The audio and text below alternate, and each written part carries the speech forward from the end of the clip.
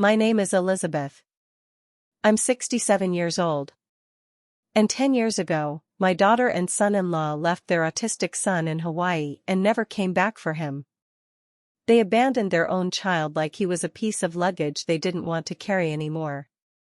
Before I continue with this story, please do me a favor, hit that like button, subscribe to this channel, and tell me in the comments where you're watching from. I need to know I'm not alone in thinking what they did was unforgivable. I still remember that day like it was yesterday. It was a Tuesday afternoon in May, and I was out in my garden tending to my plumerias when I heard a car pull into the driveway. I wasn't expecting anyone. I wiped my hands on my gardening apron and walked around to the front of the house, and there they were, my daughter Rachel and her husband David, standing next to their rental car with my grandson beside them. Nathan was only 5 years old then, clutching this ratty stuffed dolphin he carried everywhere, looking confused and overwhelmed. Rachel had this tight smile on her face, the kind she always wore when she was lying or hiding something. David wouldn't even look me in the eye. They said they needed to come inside and talk. My heart was already sinking because I knew something was wrong. A mother knows. You can feel it in your bones when your child is about to hurt you. We went inside, and Nathan immediately sat on the floor in the corner of my living room, rocking back and forth slightly. He did that when he was anxious. Rachel and David sat on my couch, and Rachel started with this rehearsed speech about how they'd gotten this incredible opportunity for David's career. He was being relocated, she said. It was sudden. It was temporary. They needed to leave right away, and they were wondering if I could watch Nathan for a little while. A little while. Those were her exact words. A little while. I asked how long a little while meant. Days? Weeks? Rachel got vague. She said maybe a month, maybe 2. She said they needed to get settled first, find housing, and figure out schools. She said Nathan would be better off staying in a familiar environment rather than being uprooted right away. And I'm ashamed to say that at that moment, I believed her.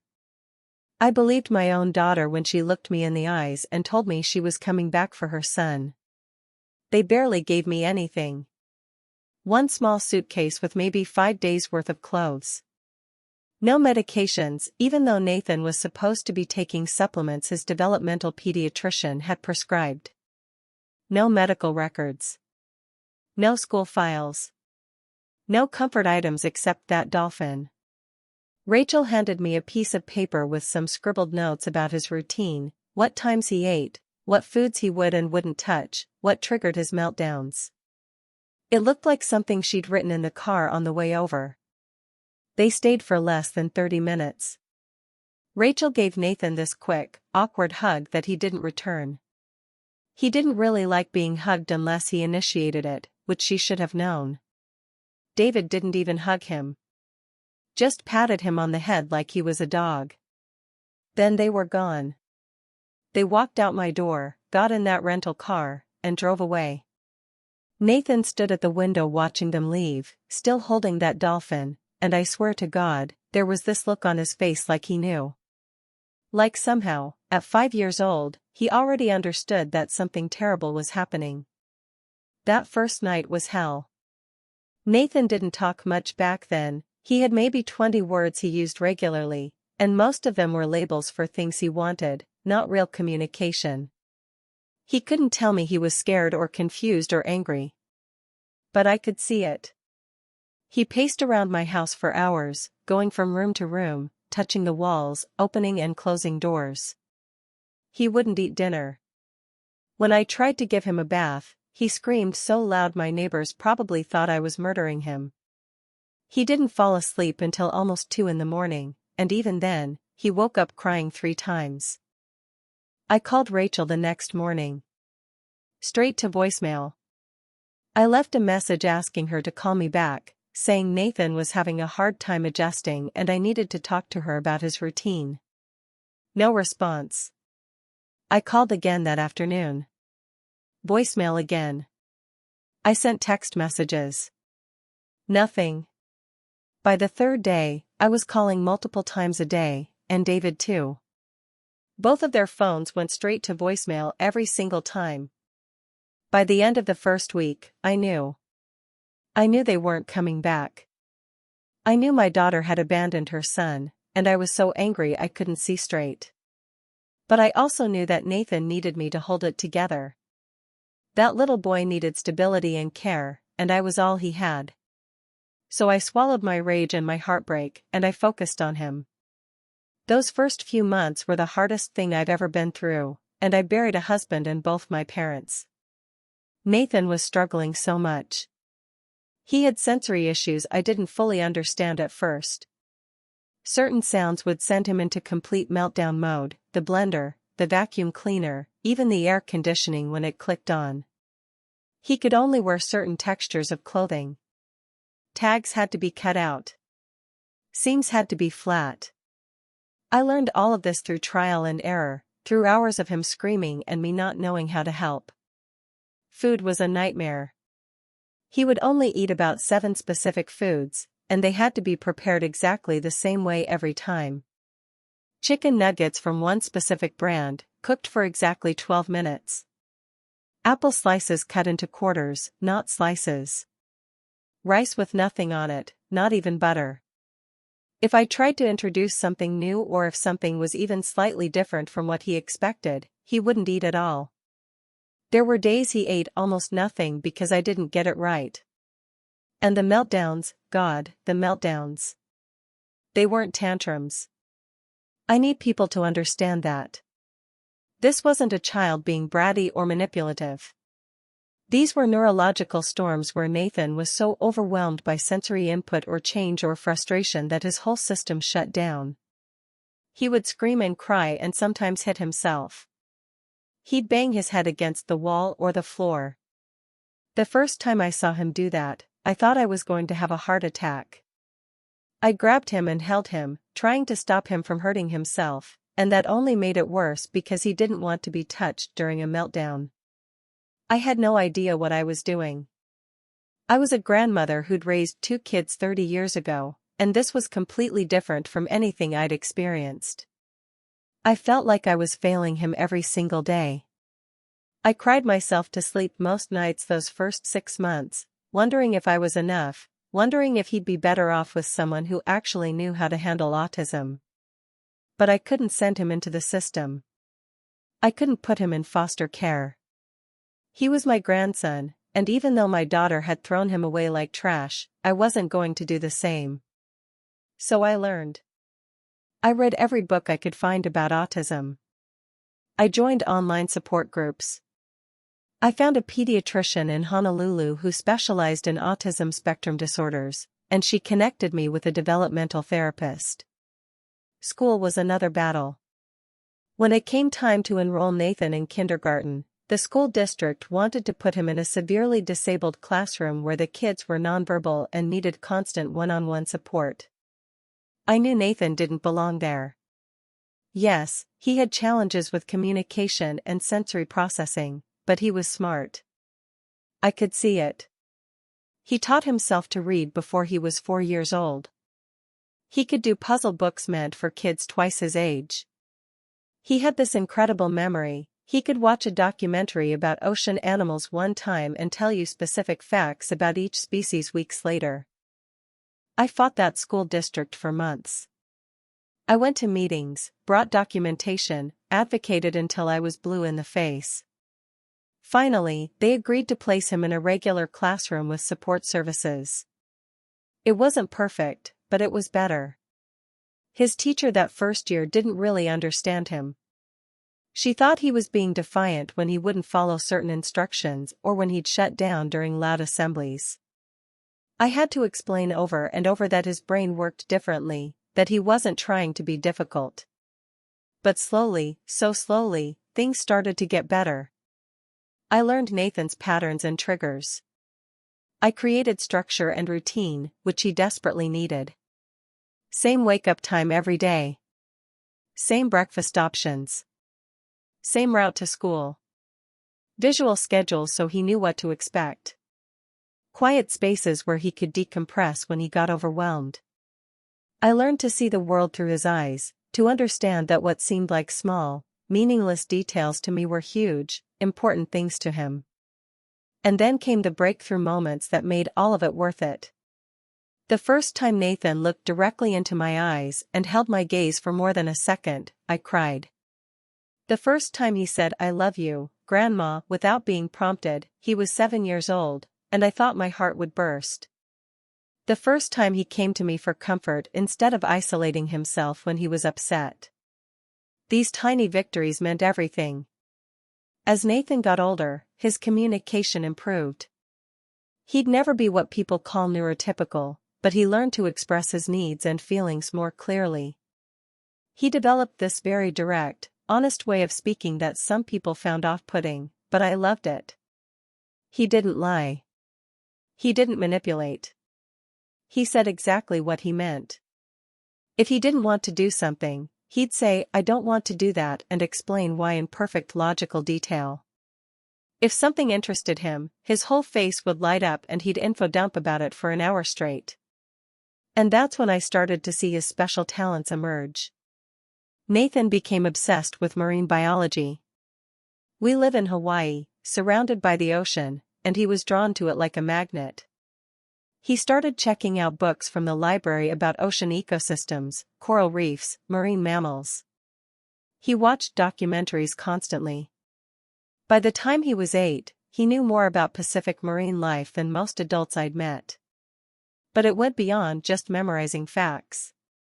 Nathan understood systems. He could look at an ecosystem and intuitively grasp the relationships between different species, the food chains, the environmental factors. He started pointing out things in the documentaries that the narrators got wrong. He'd say, "That's not accurate, that species doesn't hunt that way," or "They're showing the wrong type of coral for that depth." And when I'd look it up, he'd be right. I enrolled him in a summer program at the Hawaii Institute of Marine Biology when he was 9. The director was hesitant at first because Nathan was so young and because of his autism diagnosis. But I convinced her to give him a chance. Within 2 weeks, the graduate students running the program were coming to me saying they'd never seen a kid understand marine ecosystems the way Nathan did.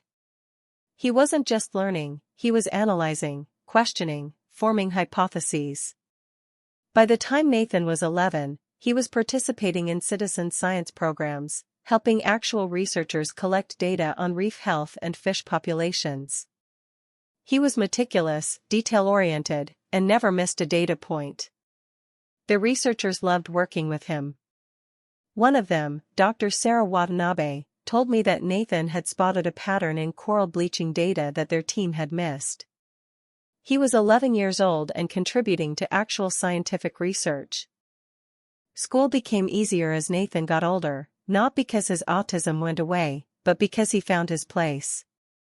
He still struggled with social situations, birthday parties and group projects were torture for him, but in academic settings where he could focus on subjects he loved, he thrived. His teachers started recognizing that his different way of thinking was actually an advantage in science and math. While other kids learned formulas and applied them, Nathan understood the underlying principles. He saw patterns and connections that others missed. By 8th grade, Nathan was taking high school-level science courses. By 9th grade, he was taking AP classes and getting perfect scores.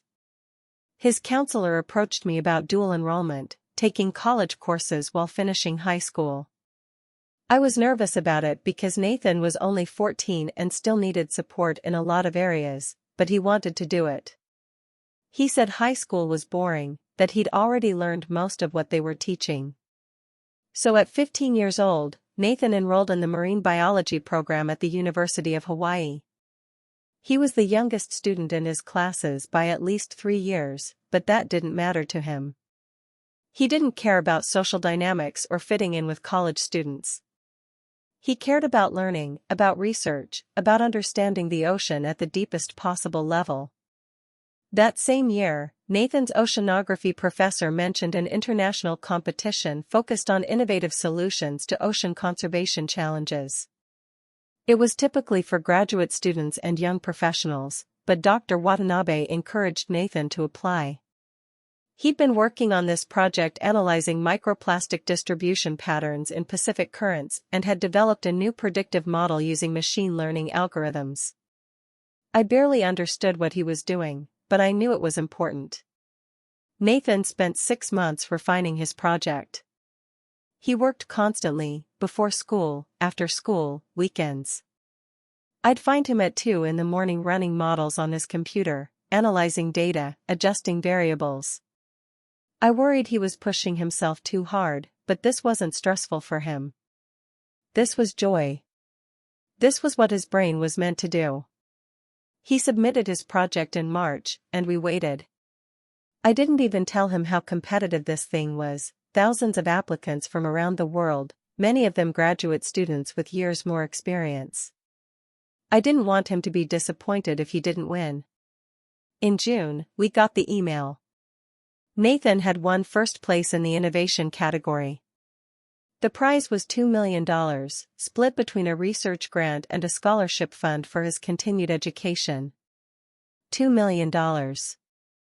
I read that email 3 times before I believed it was real. The University of Hawaii held a press conference. Local news channels covered the story. A 15-year-old autistic prodigy wins an international marine biology competition. Nathan hated the attention, hated the cameras and questions and people wanting to interview him. But he endured it because it meant his research would be published, would be taken seriously, and would maybe make a difference. I was so proud I could barely function. This kid who'd been abandoned, who'd struggled so much, who'd been written off by people who didn't understand him, he'd just won one of the most prestigious young scientist awards in the world. The prize money was structured so that most of it went into a restricted scholarship account for his education, with a portion available for research expenses. I became his legal guardian, which meant I was technically the custodian of the funds until he turned 18, but that money was his. Every penny was for his future.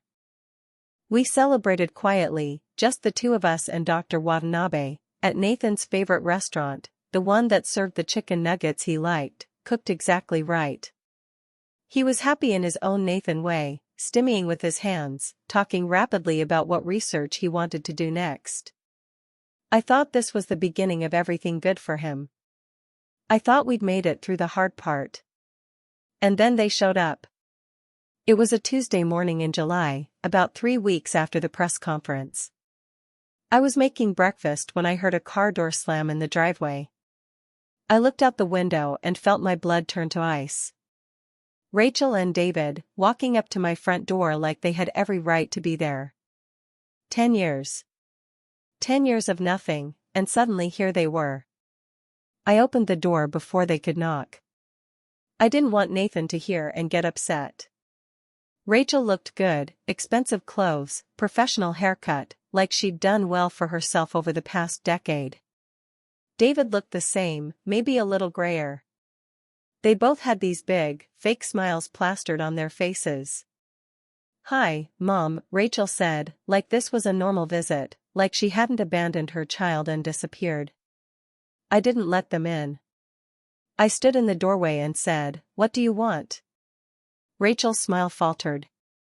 "That's not much of a welcome. We came to see Nathan. We've missed him so much." I almost laughed. "You've missed him? For 10 years you've missed him? You didn't call, didn't write, didn't send a single birthday card. You left him here with nothing and never came back. And now, 3 weeks after his face is all over the news for winning $2 million, suddenly you've missed him?" David stepped forward. "We've been going through a really difficult time, Elizabeth. We had financial problems, career issues, and health struggles. We wanted to come back sooner, but we couldn't." "Bullshit," I said. I don't usually curse, but that's what came out. "You could have called. You could have sent an email. You could have done literally anything to let your son know you didn't forget about him." Rachel's face got hard. "He's still my son, Mom. I have rights. You gave up your rights when you abandoned him. I have legal guardianship now. You signed paperwork giving me temporary custody, and when you never came back, I went through the legal process. Nathan is mine now." They tried a different approach then. Rachel started crying, obvious crocodile tears that didn't reach her eyes. She said she'd made mistakes, that she'd been young and overwhelmed, that Nathan's autism had scared her because she didn't know how to help him.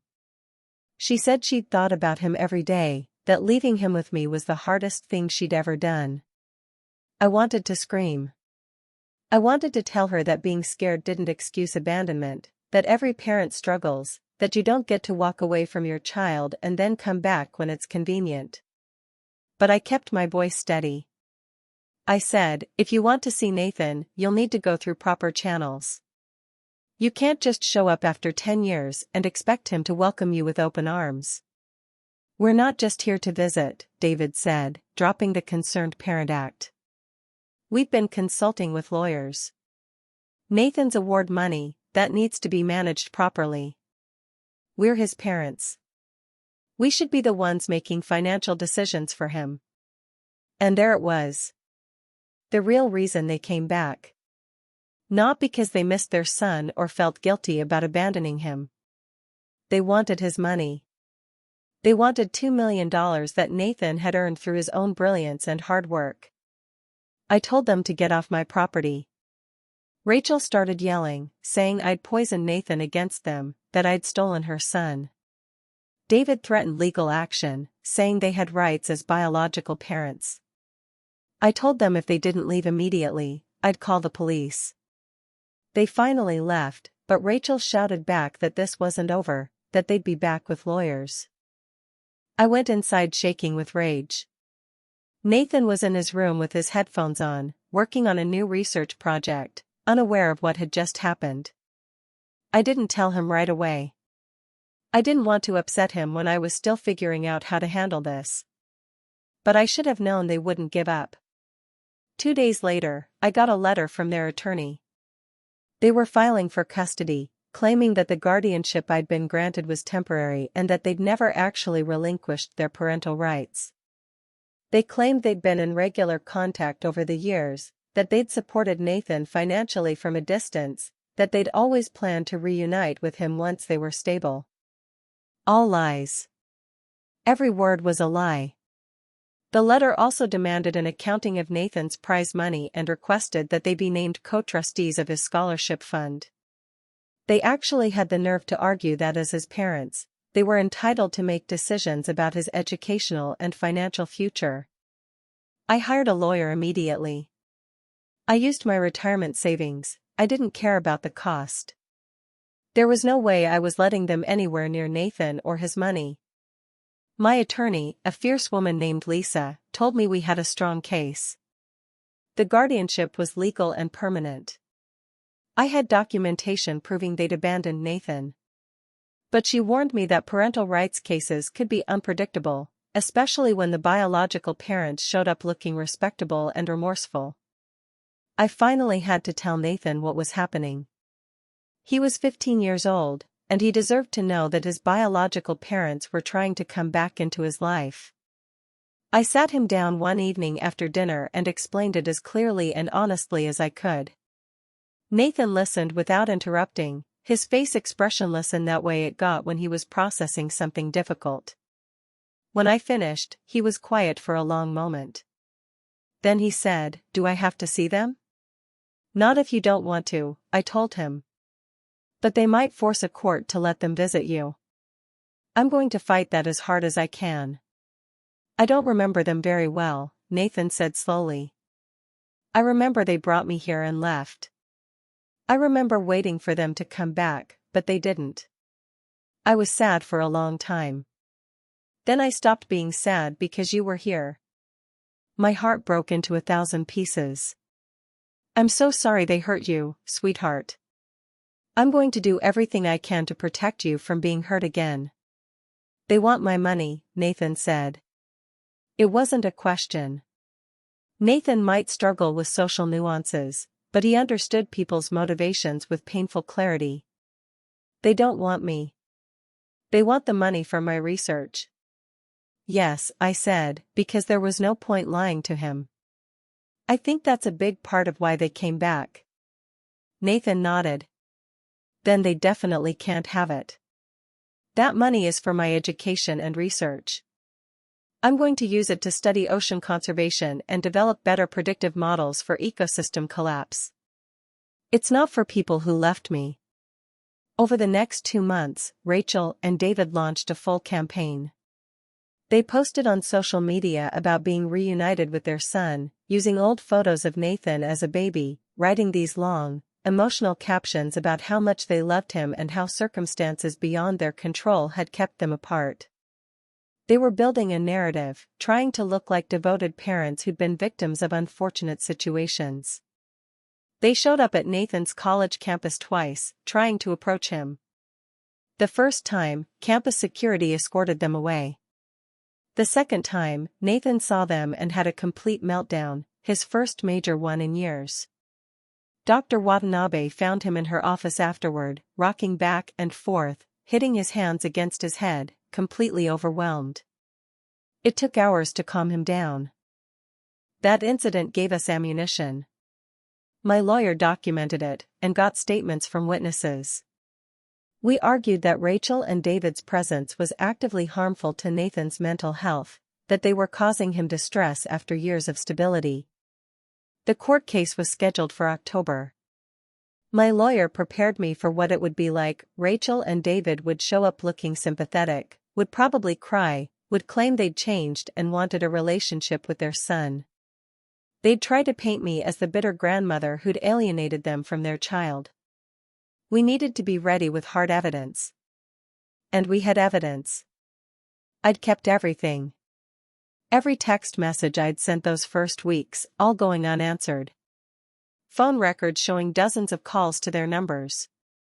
The original paperwork they'd signed giving me temporary custody for approximately 4 to 6 weeks.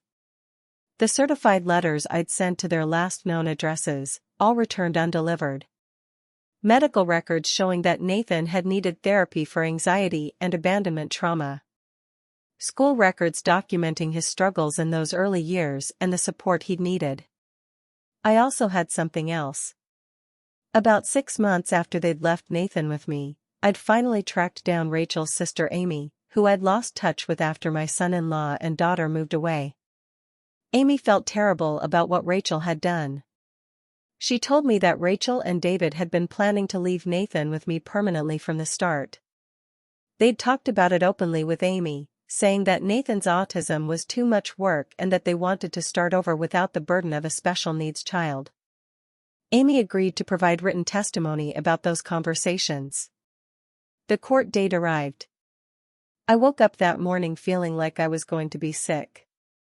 Nathan stayed home with Dr. Watanabe. We'd all agreed it was better for him not to be in the courtroom if possible, though my lawyer had prepared him in case the judge insisted on speaking to him. Rachel and David showed up looking like they'd just stepped out of a magazine, polished, professional, respectable. Rachel wore a conservative dress and had her hair pulled back. David wore a suit. They looked like successful professionals who'd gotten their lives together, not like the people who'd dumped their autistic kid and disappeared for a decade. Their lawyer went first, and it was everything my attorney had predicted. He painted Rachel and David as young parents who'd been overwhelmed by Nathan's diagnosis, who'd made the difficult decision to temporarily place him with his grandmother while they got help and became better equipped to parent a child with special needs. He claimed they'd always intended to come back once they were in a better position. He said they'd stayed away because I'd been hostile to their attempts at contact and had poisoned Nathan against them. Then came the financial piece. Their lawyer argued that the prize money needed proper management and that Rachel and David, as Nathan's biological parents, had a right to be involved in decisions about his future. He implied, without saying it directly, that I might not be trustworthy with that much money, that I was too old to really understand the financial planning Nathan would need. It took everything in me not to stand up and scream at them. The lies were so blatant, so offensive. But I sat there quietly, my hands clenched in my lap, and let my lawyer do her job. When it was our turn, Lisa was methodical and devastating. She presented the timeline of abandonment with documentation for every claim. Text messages. Phone records. Returned letters. The temporary custody paperwork that Rachel and David had signed, promising to return in 4 to 6 weeks maximum, 10 years ago. Medical records showing Nathan's trauma symptoms in those early years. Then she brought out Amy's testimony. Amy had provided a detailed written statement about the conversations she'd had with Rachel before they abandoned Nathan, where Rachel had explicitly said she couldn't handle having an autistic child and was going to leave him with me permanently. Amy had also agreed to testify in person if needed, and the judge agreed to hear from her. Amy took the stand, and I could see Rachel going pale. Amy described, in painful detail, the conversations where Rachel had said Nathan was too difficult, that his meltdowns were embarrassing, that she wanted to have normal children someday and couldn't do that while dealing with Nathan's needs. She testified that David had agreed with Rachel, saying that Nathan would be better off with me anyway since I had more patience and time. The judge asked Rachel directly if Amy's testimony was accurate. Rachel tried to deny it, stammering something about Amy misunderstanding, about being overwhelmed and saying things she didn't mean. But the damage was done. The truth was out there in the courtroom. Then came the financial records. Lisa had subpoenaed Rachel and David's financial information. Want to know what we found? They'd been living just fine. David had a steady job in software development making a good salary. Rachel had been working as a marketing consultant. They'd bought a house 3 years ago. Taken vacations to Europe and the Caribbean. There was no financial hardship, no crisis that had prevented them from contacting their son or contributing to his support. They'd just been living their lives, child-free, spending money on themselves while I raised Nathan on my retirement income. The judge's expression grew colder as Lisa presented each piece of evidence.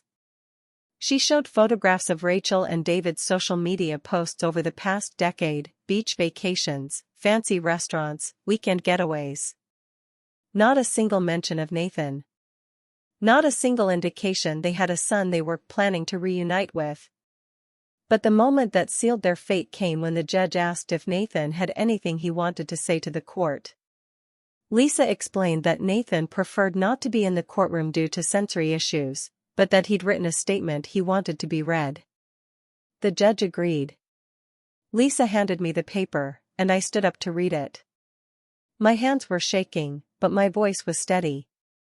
This is what Nathan wrote. My name is Nathan Dongreg. I'm 15 years old. I have autism spectrum disorder, which means my brain works differently than most people's brains. I don't always understand social situations, and I have sensory sensitivities that can be overwhelming. But I am not less intelligent or less valuable because of my autism. When I was 5 years old, Rachel Dongreg and David Park brought me to my grandmother's house and left me there. They told her they would come back in a few weeks. They did not come back. I waited for them. I asked my grandmother when they were coming back. She called them many times. They did not answer. I do not remember much about living with them before they left me. I remember being confused a lot. I remember loud voices and feeling like I was doing things wrong but not understanding what. I remember the day they left me. I remember my mother hugging me even though I did not want to be hugged. I remember feeling scared because I did not know what was happening. My grandmother taught me that I am not broken or wrong. She learned how to help me when I had meltdowns. She found doctors and therapists who understood autism. She fought with my school to get me proper services. She supported my interest in marine biology and helped me access research opportunities. She attended every science fair, every presentation, every award ceremony. She has been my parent in every way that matters for 10 years. Rachel Dongreg and David Park did not contact me for 10 years. They did not send birthday cards. They did not ask about my school or my interests. They did not check if I was healthy or safe. When I won the International Ocean Conservation Innovation Award 3 weeks ago, my story was covered by multiple news outlets. 7 news stations, 3 newspapers, and numerous online publications reported my name, my age, and that I received a $2 million prize. Rachel Dongregg and David Park contacted my grandmother 2 days after the largest news story was published. They said they wanted to see me and that they should manage my award money. This is called a pattern. They left when caring for me was difficult. They returned when they could benefit financially from my accomplishments. I do not want them to have any role in my life or my future. They do not know me. They do not know that I only eat 7 specific foods or that certain frequencies of sound cause me physical pain or that I need strict routines to function well. They do not know that I am working on predictive models for coral reef collapse or that I want to get my PhD in marine biology by age 22. They do not know anything about who I am because they have not been here. My grandmother knows everything about me. She is my family. The money I won is for my education and research. It is not for people who abandoned me and only came back when it was profitable. I am autistic, but I am not stupid. I understand exactly what is happening here. I request that the court protect me from people who only want me now that I am valuable. By the time I finished reading, there were tears running down my face. The courtroom was completely silent. I looked at Rachel and David, and Rachel was crying, real tears this time, I think, because maybe for the first time she understood exactly what she'd done to her son. David just looked angry, like he couldn't believe their plan wasn't working. The judge took off her glasses and looked directly at Rachel and David. She asked if they had anything to say. Their lawyer tried to argue that Nathan had been coached, that his statement was too sophisticated for a 15-year-old. The judge cut him off. She said that she'd read Nathan's award-winning research paper and that his statement was entirely consistent with his demonstrated intelligence and communication abilities.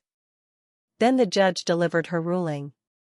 She terminated Rachel and David's parental rights permanently.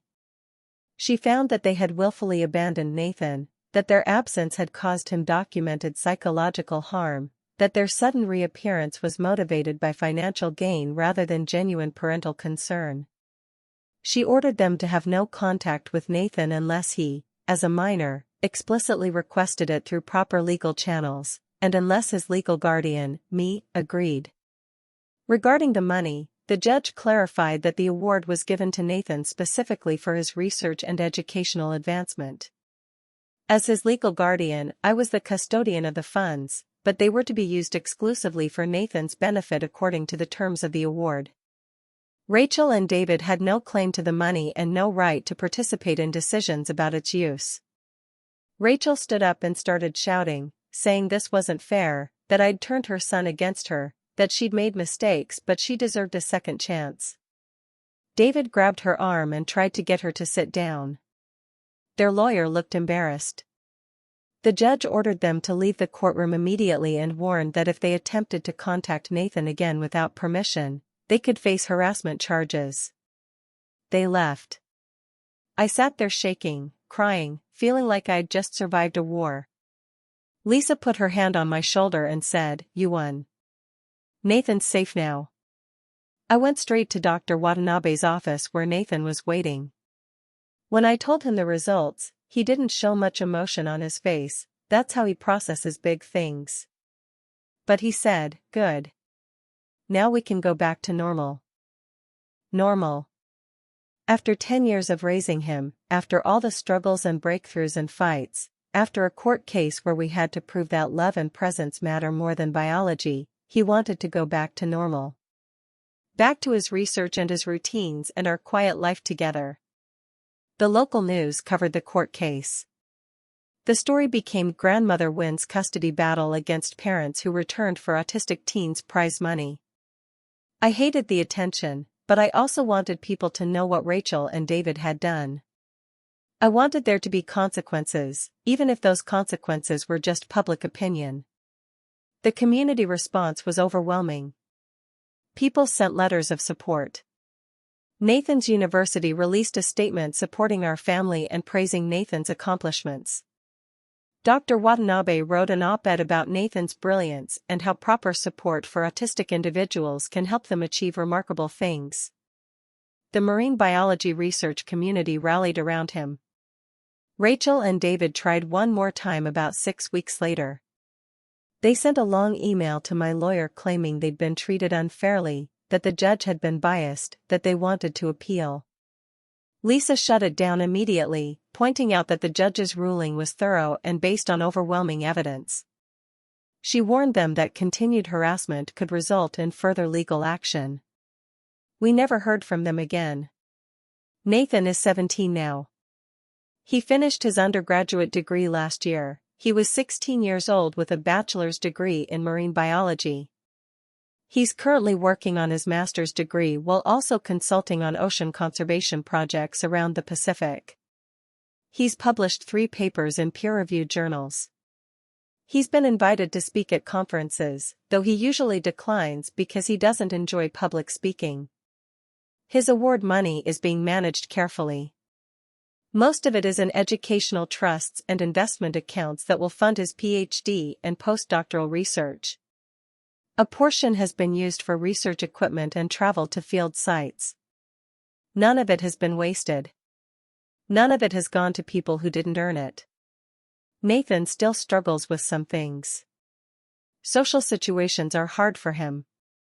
He doesn't have many friends in the traditional sense, though he has colleagues who respect his work. He still has sensory sensitivities and needs routines. But he's thriving in the ways that matter to him. He's doing work he loves. He's contributing to scientific understanding of ocean ecosystems. He's happy in his own unique way. Sometimes I think about what would have happened if I hadn't been here. If Rachel and David had left Nathan with someone else, or if they'd put him in the system. Would he have gotten the support he needed? Would anyone have recognized his brilliance? Would he have had the opportunities to develop his talents? I don't know, and it makes me sick to think about. I think about how many autistic kids are abandoned or institutionalized or written off as too difficult by people who don't understand them. I think about how Nathan could have been one of those kids if circumstances had been different. It makes me angry that my daughter couldn't see the incredible person her son was becoming, that she valued her own comfort over his well-being, that she only wanted him back when he became successful and valuable. I wonder if Rachel ever thinks about what she missed. Does she think about Nathan's first science fair project, where he built a working model of ocean currents? Does she think about the time he learned to swim in the ocean and laughed with pure joy? Does she think about the quiet moments of connection, the gradual building of trust, the slow unfolding of his personality as he learned to communicate his thoughts and feelings? She missed all of it. She chose to miss all of it.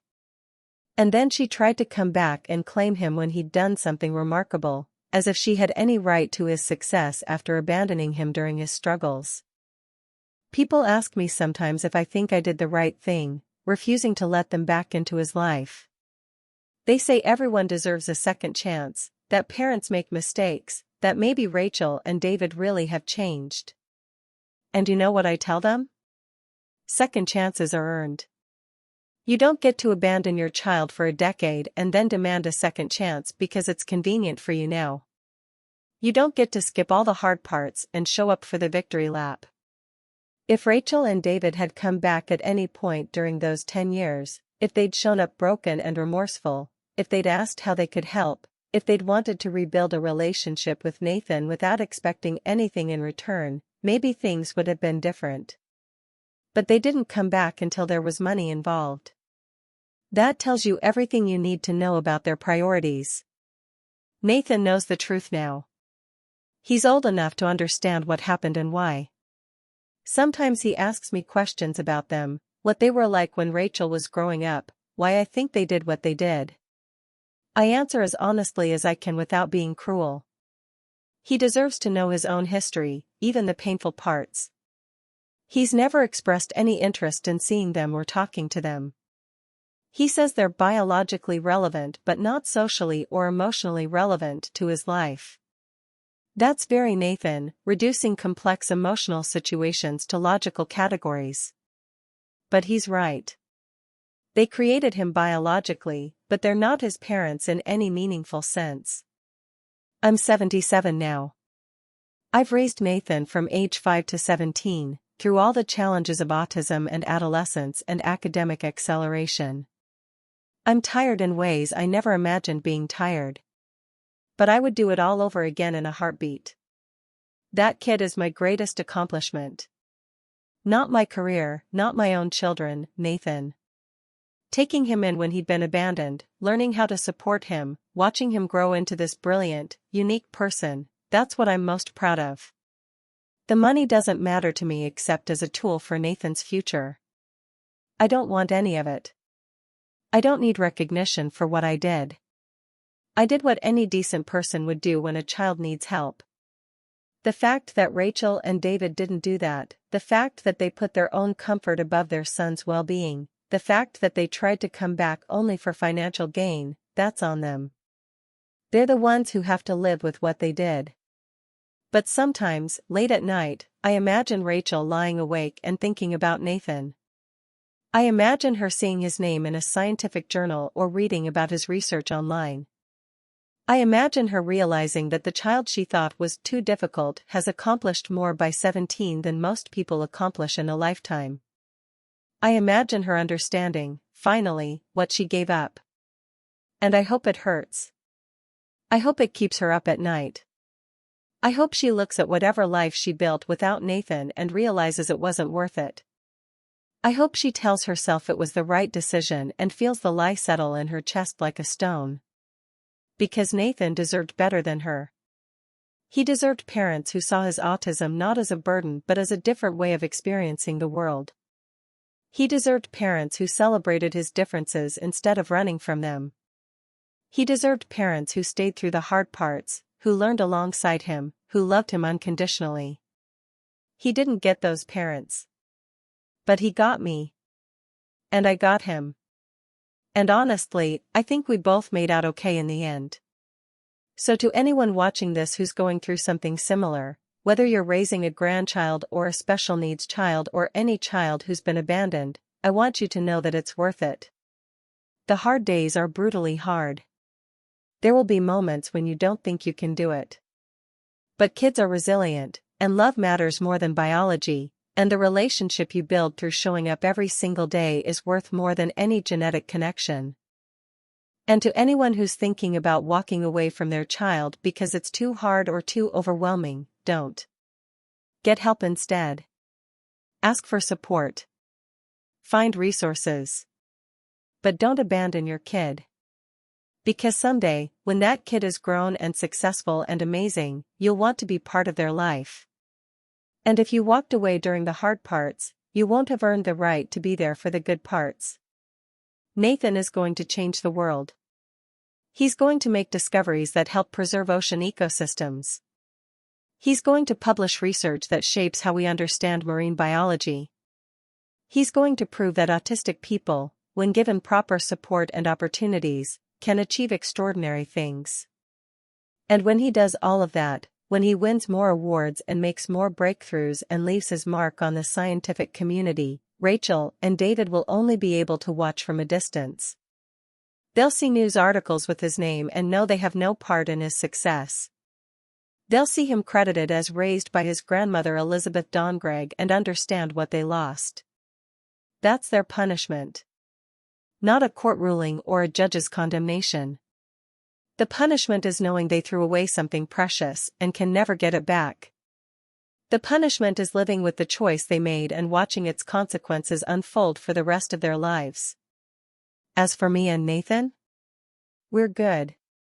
We've got each other, we've got our little life here in Hawaii, and we've got the whole future ahead of us.